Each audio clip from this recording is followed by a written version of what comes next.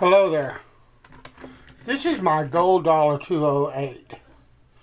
I shaved or attempted to shave with this razor in a recent video and realized that it needed an edge, but when I was trying to put it away, I don't know if you can see, but right here on the edge there's a very small mark where I actually smacked it against the sink. So what I want to do is to correct this. I have my Kyocera 1K. Now I have a Kyocera 400, and if there's a lot of damage and I need to remove a lot of steel from a razor, I would start there. But it's a very small ding, and I can take it out with this 1K. And this stone has been leveled with a 300 grit ultra sharp diamond plate, and I've left the slurry on it.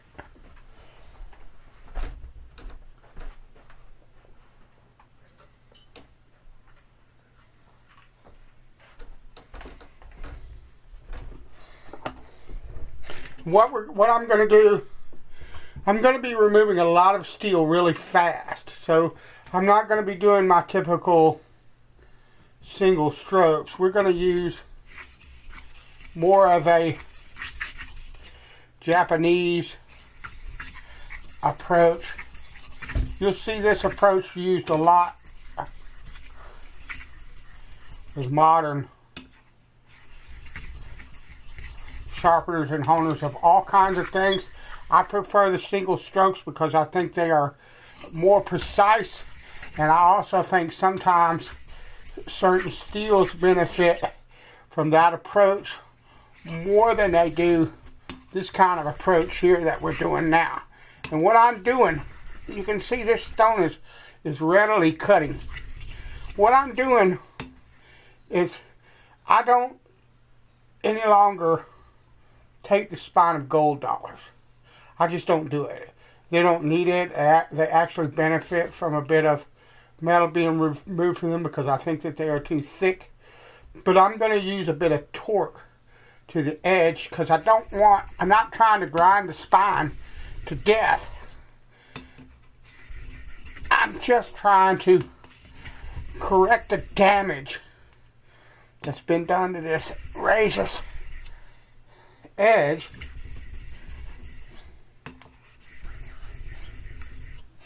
And I'm gonna do kind of a windshield washer type deal on the stone as well, because one of the other reasons that I don't constantly, now you can mitigate what I'm fixing to say, but one of the reasons that I don't constantly use this kind of stroke is if you don't know what you're doing, you'll end up with a frown in your blade. And since a lot of the people that watch me are new to honing, I present techniques that are easier for people to grasp and that have a less of a chance of causing issues. But now you can mitigate that by using, if you look, I'm using like a heel leading stroke here. And I'm turning the razor like this. You can also do stuff like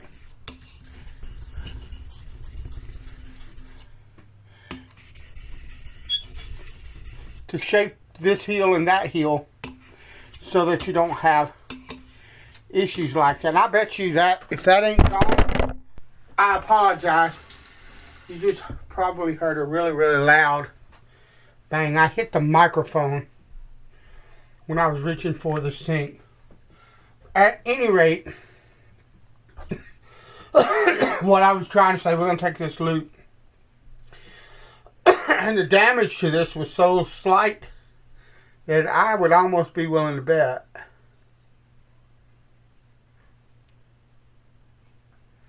that it's gone. But I want to be perfectly certain of that. And yeah, that's gone.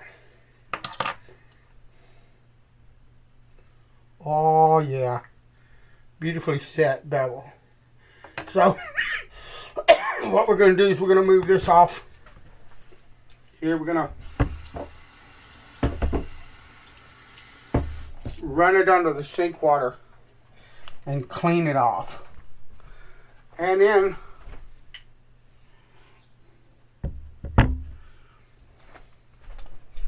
we're going to take this and my Kita. And because I don't want the video to be 300 hours long, I'm going to use that same technique. Well, for a couple reasons. Because I know the geometry on this blade is corrected, and it's correct. It lays flat on the hone. I don't have to do, here we go with more problems here. I don't have to do any gyrations or corrective measures in order to hone this. So what I'm going to do, I'm going to take my Nakayama Kita, for lack of a better, it's not really a Nakayama Kita, but it's in that vein. I don't know that it's not, but I don't know that it is. So, but I'm going to take this Kita and a 9 micron mesh diamond plate.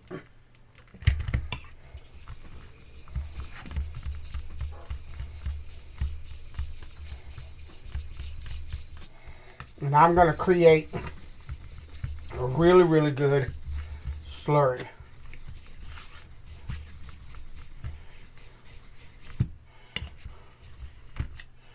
Alright. And we're going to use the same technique, except I'm going to roll it.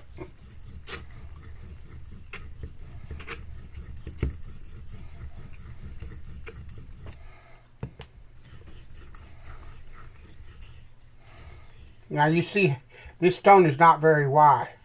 So you've got to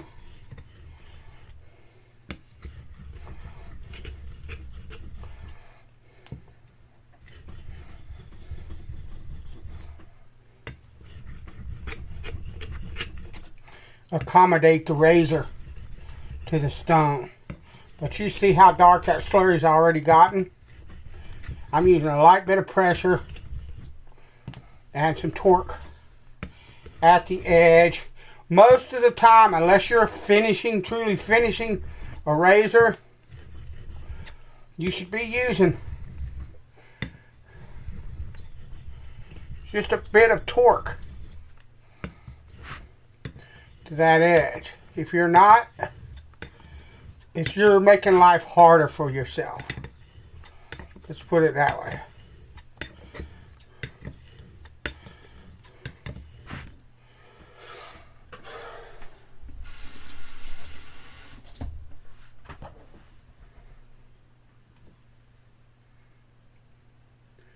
And this razor's already got a beautifully hazy finish. So what I'm going to do now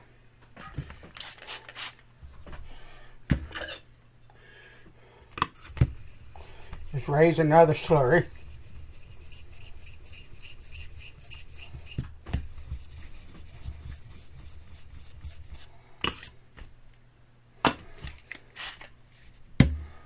And thin it just a little bit. And we're going to go back to single strokes.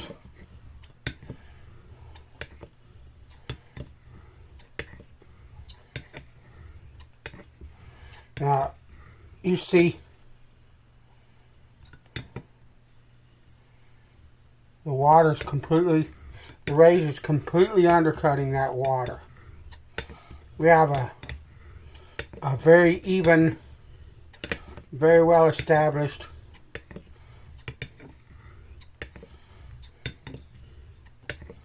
edge on that razor, on this razor.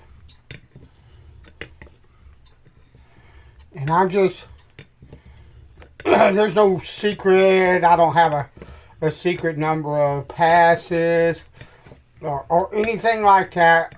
All I'm doing is I'm going to pass this razor over this stone until the feel of the razor across this stone tells me that I've got a nice edge. And that's going to come from experience. And I created some really sucky edges. I'm still using a bit of torque. I created some really sucky edges in the beginning, and you will too, until you get to where you understand. Now you can take a loop like that one that I just got done using, and you can look at this edge, and like I said, the 1K marks are gone. It's got a beautifully hazy type of finish. Okay, and you can say, well, that razor's done. It looks beautiful, right? Well, maybe. But for me, there's something that my hands will tell me, and I wish that I could explain it. It just takes experience. But there's something that my hands will tell me about this edge. And right now what I'm doing is I'm still using a bit of torque, but I have backed up on any kind of pressure that I was using. I was using a bit through the hole because I had to come from a 1K stone to a slurry on this stone and remove the stria or the scratches from that 1K stone, and it required a bit of pressure to do that. So now I've got the torque toward the edge of the blade, and I'm backing off the pressure and thinning out the slurry as I go along, so that I will come to a point where I'll be close, really close to clear water. But you could stop. I don't know if you could see the consistency of that slurry, but it's kind of a 2% milk look is the best way I can describe that.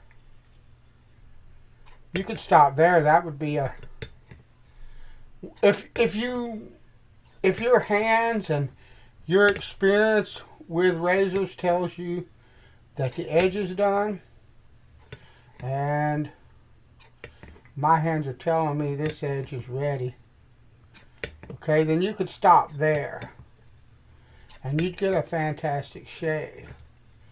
But I'm going to bring it to almost completely clear water and try to refine the edge of this razor just a little bit more, so that I get what I'm looking for. Now, I don't know if you can see, but the razor's kind of skipping. It's doing that because the stone is grabbing it. And there's a lot of guys, and I'm not saying anybody's honing wrong or anybody's feeding you wrong information or anything like that, but there's a lot of guys that would say, well, that razor's starting to stick, it's done. Well, in my experience, that's not really an indicator that the edge is complete. There's a way that the edge will move across, and it's doing it. It's grabbing, but I can feel the difference in the way that the stone has smoothed out along that edge. There's a way that the razor will grab, or will move rather, across the stone that tells me when I'm done. And then it's just a matter of, well, how far do you want to refine this edge before you finish and shave with it.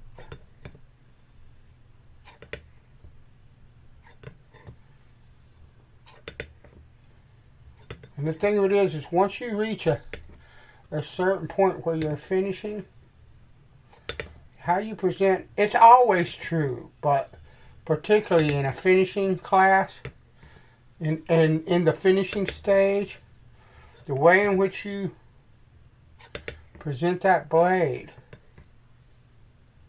to the stone is pretty much everything. I'm going to flood it with water so that it'll be almost, you can see there's a tiny bit of slurry. You might not be able to see it with the camera, but I can see that there's a tiny bit of slurry still on that, but nothing. You have to look really hard to see it, and I'm just trying to bring it to a final stage of polish to where I think the razor is going to be best for my face and how I like a razor to feel when I shave with one.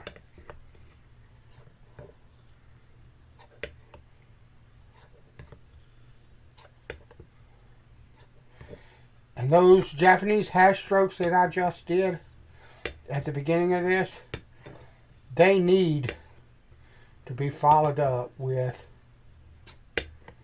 strokes like this. I don't know the particulars. That's something that I've heard repeated over and over when I first started getting into honing, and guys would explain it to me in technical terms, and my eyes would glaze over, and I would, want to go in the corner and lay down and go to sleep because I don't care about any of that. Yes, this can be a science, but it's also an art.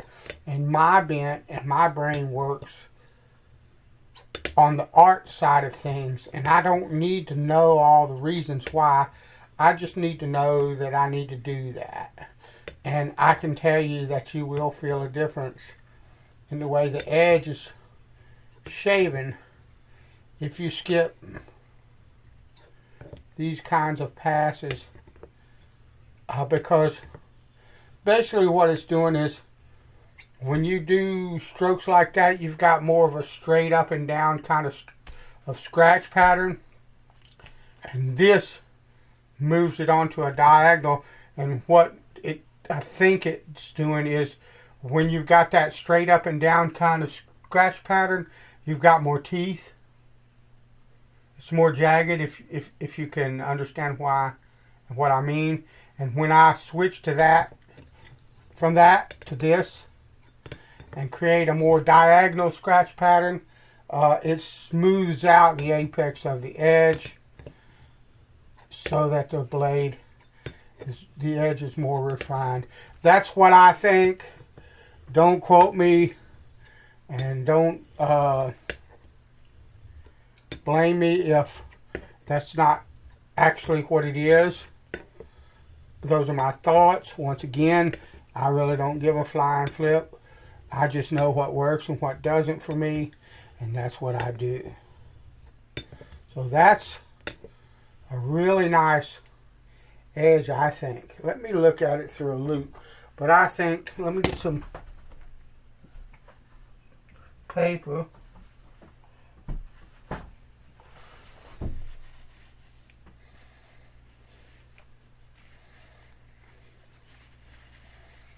And clean that off. Let me look at it with a loop. Oh yeah. Lovely. I don't know if, you'll have to excuse me, the camera is right next to my foot, but I don't know if you can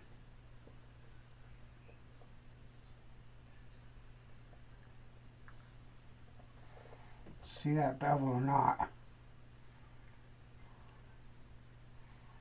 But yeah, that works for me.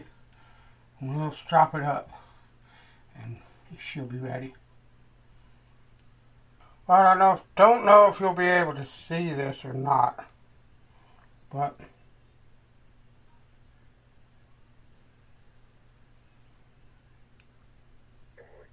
hair's turned around the wrong way.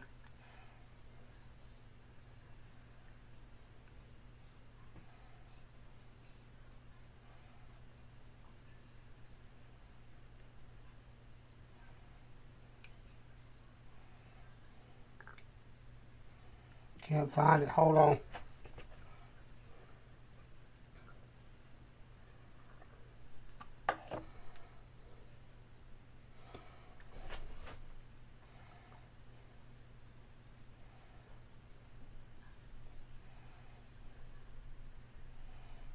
can't see anything anymore because it got old. But I don't know, you might have heard that.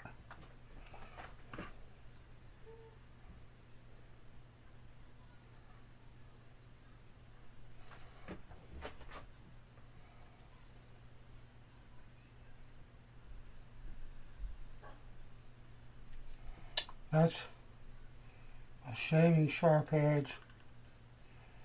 That will be fantastic. I'll shave with this my next shave. Thanks for watching. I'll talk to you later.